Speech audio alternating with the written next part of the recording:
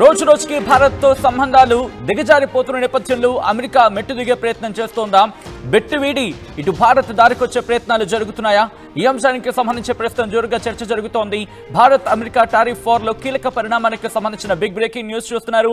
మోదీ దెబ్బకు ఇటు అమెరికా వెనక్కి తగ్గిందా? ప్రస్తుతం దీనికి సంబంధించే చర్చ జోరందుకుంటోంది. ఎందుకంటే రేపు భారత్కు అమెరికా ప్రతినిధి రాబోతున్నారు. ఇంకా చెప్పాలంటే రోజు రాత్రికి చేరుకుంటారు. రేపు ఇటు భారత్తో తన కౌంటర్ పార్ట్తో ఇటు చర్చలు జరగబోతున్నాయి. భారత్తో అమెరికా ద్వైపాక్షిక వాణిజ్య చర్చలు జరగబోతున్నాయి. ఇండియాని తమ కాళ్ల దగ్గరికి వస్తుందంటూ ఇన్నాళ్ళు తప్పుడు కూతలు కూస్తుంది అమెరికా. ఈ నేపథ్యంలో భారత్పై అన్ని రకాలుగా ఒత్తిడి చేస్తుంది అమెరికా అని చెప్పుకోవచ్చు. భారత్ మాత్రం ఏమాత్రం భయపడలేదు, ఎక్కడా కూడా బెనకలేదు. తమకే నష్టమని చెప్పి అమెరికా ఈ నేపథ్యంలో భావించింది. దీంతో దారికొస్తోందా? ఎందుకంటే చైనాతో ఎటువంటి వ్యవహారం నడిపిందో మనం చూసాం. ఏకంగా 240% వరకు సుంకాలు విధించేందుకు సిద్ధమైన అమెరికా ఇప్పుడు 30%కే చైనాతో పరిమితమైందంటే అర్థం చేసుకోవచ్చు. ఇటు బెదిరిపోతే భయపెట్టే రకాలుగా భావిస్తే కనుక ఆ ఎదురుదాడి ఎలా ఉంటుందో ఇటు అగ్రరాజ్యానికి ఇప్పుడు తెలిసొస్తోంది.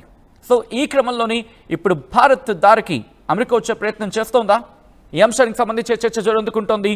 మరి ముఖ్యంగా ట్రంప్ తన కార్యవర్గాన్ని ఇప్పటికే సిద్ధం చేశాడు. ట్రేడ్ అడ్వైజర్ 2 రోజులుగా కారు కూతులు కూసిన ఆ వ్యక్తి ఇప్పుడు ఎక్కడ దాదాపుగా కనిపించట్లేదు. ఒక 2-3 రోజుల నుంచి పెద్దగా అవాకులు పేలటం లేదు.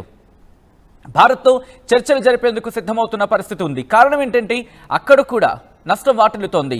అక్కడక్కడ కొంతమంది అవాకులు పేలుతున్నారు. ఇందాక మనం చూసాం, వాణిజ్య శాఖ మంత్రి ఏదో తన నోటుకు వచ్చినట్టు పేలాడు. ఈ నేపథ్యంలో అమెరికా మీద ఇబ్బంది చూపిస్తోంది.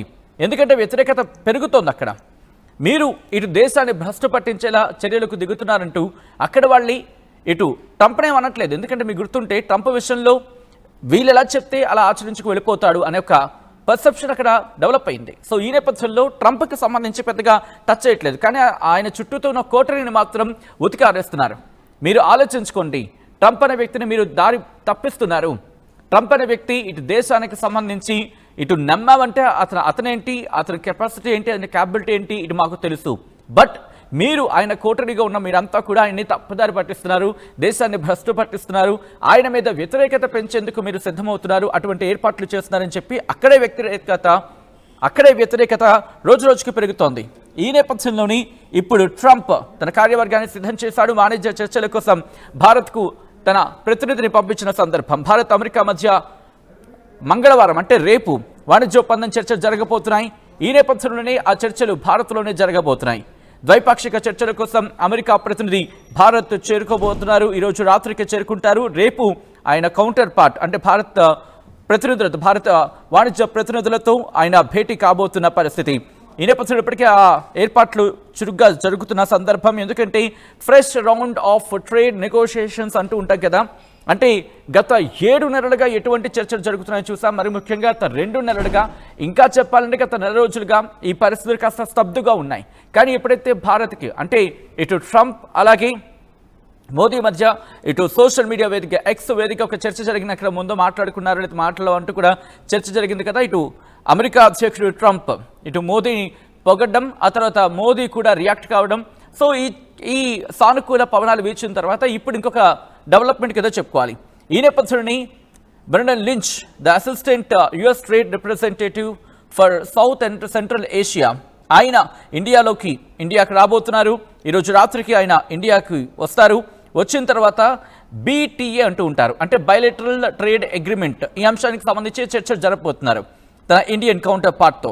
సో ఈ నేపథ్యంలోనే ట్రేడ్ టాక్స్ జరగబోతున్నాయి. దీంతో పాటు ఇండియాకి సంబంధించి చీఫ్ నెగోషియేటర్ ఈ డిస్కషన్లో పాల్పంచుకోబోతున్నారు. రాజేష్ అగర్వాల్ ఆయన స్పెషల్ సెక్రటరీ డిపార్ట్మెంట్ ఆఫ్ కామర్స్కి సంబంధించి ఆయన ఈ చర్చల్లో పాల్పంచుకోబోతున్నారు. 2 దేశాలు కూడా నెగోషియేషన్స్ విషయంలో గత 7 నెలలుగా, ఇంకా చెప్పాలంటే గత 7 నెలలుగా అనుకోవడానికి లేదు కానీ బట్ అనుకున్నా తప్పలేదు. కొన్ని నెలల పాటు ఈ నెగోషియేషన్స్ కోసం చర్చలు జరుగుతున్నప్పటికీ ఎక్కడ కొలికి రావటం లేదు. పోనీ ఇంటరిమ్ ట్రేడ్ డీల్ ఏమైనా జరుగుతుందా? ఈ ప్రస్తుతం ఉన్న ఇటువంటి పరిస్థితుల్లో ఇంటరిమ్ ట్రేడ్ డీల్ ఏమైనా జరిగితే కనుక కాస్త కొన్ని రోజులు, మనం ముఖ్యంగా చైనా విషయంలో చూసాం కదా, 90 రోజుల పాటు మినహాయింపించాడు. 90 రోజులు కూడా నాకు తెలిసి డిసెంబర్ వరకే అనుకుంటాం. ఎందుకంటే వాళ్ళకి అక్కడ ఆ పండగ సెలవులు ఉంటాయి, పండగ రావడం ఉంటుంది కాబట్టి. సో అంతవరకు కూడా మినహాయింపించాడు. 30% ఇటు ఏమంటారు సుంకాలతో 30% సుంకాలతో చైనాకు మినహాయింపు ఇచ్చిన పరిస్థితి ఉంది. సో ఇటువంటి క్రమంలో ఇప్పుడు ఏం జరగబోతుంది అనేది ఇప్పటికే కొంతమంది రియాక్ట్ అవుతున్నారు. సో ఆ రియాక్షన్స్ కూడా ఒకసారి మీరు చూడొచ్చు ఆర్టీవీ స్క్రీన్ మీద. కొంతమంది కమెంట్ చేస్తున్నారు, ఇఫ్ ట్రంప్ గారు will try to visit India country means first Trump గారు must sign on zero tariff for India for country products and materialize to sell in USA country, then only Trump garu must come అంటూ కూడా interesting questions rise అవుతున్నాయి. అంటే zero టారిఫ్కి సంబంధించి. కానీ వాళ్ళంటుంది ఏంటంటే అండి, ఇటు మా నుంచి చాలా ఎక్కువగా దిగుమతి చేసుకుంటోంది, లేకపోతే మా నుంచి బాగా లాభపడుతోంది, మాకు ఎక్కువగా టారిఫ్స్ విధించి మాకు పంపించే వస్తువుల మీద ఎక్కువగా భారత్ ఆలోచిస్తుంది, ట్రేడ్ డెఫిసిట్ చాలా ఎక్కువగా ఉంది, అంటే భారత్ బాగుపడుతోంది తప్ప అమెరికా నష్టపోతుంది భారత్తో వాణిజ్య కారణంగా. అందుకనే మేము ఇటు ఆ ట్రేడ్ డీల్ నేపథ్యం మరి ముఖ్యంగా సుంకాన్ని పెంచుతున్నాం.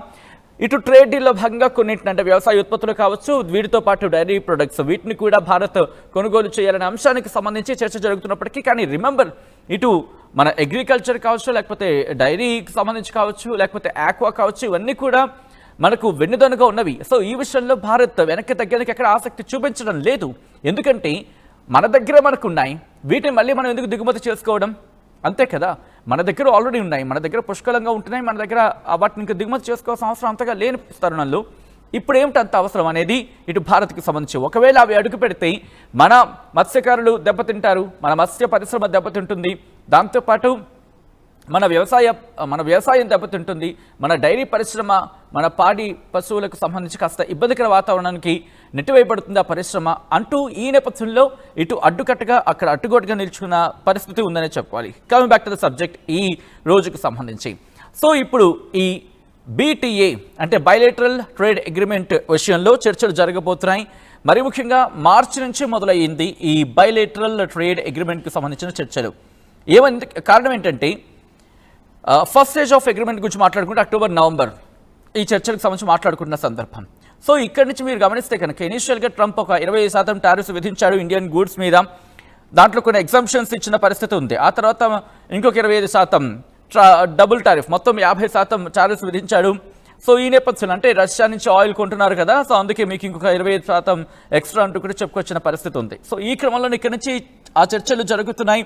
ఇప్పుడు భారత్కి సంబంధించి ఈ చర్చల్లో ఎటువంటి సానుకూల పవనాలు వీచే అవకాశం కనిపిస్తోందనే అంశం కన్నా అమెరికాకు అవసరమని చెప్పుకోవాలి. వాళ్ళు ఏమంటున్నారు, కనీసం ఒక 25 కేజీలు వాళ్ళ బస్ ఏదో అంటూ ఉంటారు వాళ్ళు, అంటే కనీసం ఒక 25 కేజీల బస్తా కూడా కొనలేరా మొక్కజొన్న మాది, మీరు 140 కోట్ల మంది అంటున్నప్పుడు మీరు ఎంతకి ఇస్తారా? దాన్ని ₹10 ఇస్తారా, పావలాకి ఇస్తారా? కాదు కదా, మీవన్నీ డాలర్లే.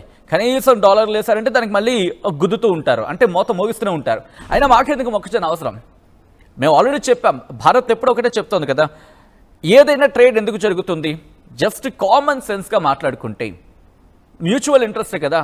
అంటే నాకు అవసరమైతే నేను తెచ్చుకుంటా. ఇప్పుడు నేను ఒక సామాను కొనుక్కోవాలనుకుంటా, ఒక పెన్ నేను కొనుక్కోవాలంటే ఆ పెన్తో నాకు రాసే అవసరం ఏర్పడితే ఆ పెన్తో ఆ పెన్ నేను కొనుక్కుంటా. లేకపోతే నా ఇంట్లో ఒక కేజీ ఒక ₹70 ఉన్న బియ్యమో, లేకపోతే ₹80 బియ్యమో, ₹100 బియ్యమో, ₹50 బియ్యమో లేదు, అలా కాదు, ఓ ₹10 ₹15 ఇప్పుడు లేదు, అఫ్కోర్స్ ఆ సిచ్యువేషన్ లేదు. ఒక 30-40 అంటే నాకు తగినట్టుగా, నా అవసరాలకు తగ్గినట్టుగా ఎంతైతే అంత కొనుక్కుంటా. అలా కాదు, నీ దగ్గర ఆల్రెడీ ఒక కేజీ ₹35-40 బియ్యం దొరుకుతున్నప్పుడు, లేదు నువ్వు మా దగ్గర నుంచి ₹100 ఇచ్చి కొనుక్కున్నప్పుడు ఎందుకు కొనుక్కుంటారు? ఎవరైనా ఎందుకు కొనుక్కుంటారు? అవసరం లేదు కదా. మ్యూచువల్ ఇంట్రెస్ట్ ఏమైనా ఉంటుంది అక్కడ, అంతే కదా. నాకు అవసరం లేదు, బలవంతంగా నువ్వు కొనాలంటే ఎందుకు? నాకు ఆల్రెడీ ఇక్కడ ఉంది, నాకు ఇక్కడ దొరుకుతోంది, నేను ఎందుకు కొంటాను? ఇదే భారత్ పట్టుబడుతోంది. మాకు వ్యవసాయం సమృద్ధిగా ఉంది, మేమే ఎగుమతి చేస్తున్నాం. యుక్రెయిన్కి సంబంధించి రైస్ గురించి అక్కడ వీటి గురించి మాట్లాడుకునే సందర్భంలో వాళ్ళది ఉంది. అలాంటప్పుడు మీరు లేదు, మా వ్యవసాయ ఉత్పత్తులు మేము మీకు పంపిస్తాం, మీరు కొనుక్కోవాలి, మా డైరీ ఉత్పత్తులు మీరు కొనుక్కోవాలి, మా పాలు మీరు దిగుమతి చేసుకోవాలి, మాకు పాడి పరిశ్రమ సమృద్ధిగా ఉంది కదా ఇక్కడ, మరి మళ్ళీ నీ పెంట మాకెందుకు? అంతే కదా. ఎందుకంటే నువ్వు అక్కడ తయారు చేయడం ఏంటి, ఆ పెంట మళ్ళీ మాకెందుకు? నీ పెంట ఏదో నువ్వు వండుకొని తిను, అంతే, నీకు సంబంధించి నీ దగ్గర ఉంచుకో. మాకు అవసరం లేదన్నప్పుడు బలవంతంగా చొప్పించడం దేనికి? ఏంటో నీ మార్కెట్ని నువ్వు ప్రూవ్ చేసుకోవడానికి ఉంటే కనుక వద్దు అని చెప్పి భారత్ గట్టిగా నిల్చుంది. కాబట్టి ఈరోజు ట్రేడ్ అనే అంశం ఏమంటాడు, రష్యా ఆయిల్ని ఇక్కడ బూచిగా చూపిస్తాడు. సరే, రష్యా ఆయిల్ని మేమే కొంటున్నామా అంటే లేదు, రష్యా ఎనర్జీ గురించి మాట్లాడుకుందాం. ఒక ఆయిల్ అనే పేరుని చెప్పి తప్పించుకుంటే ఎట్లా అవుతుంది? ఎనర్జీ గురించి మాట్లాడుకోవాలి కదా.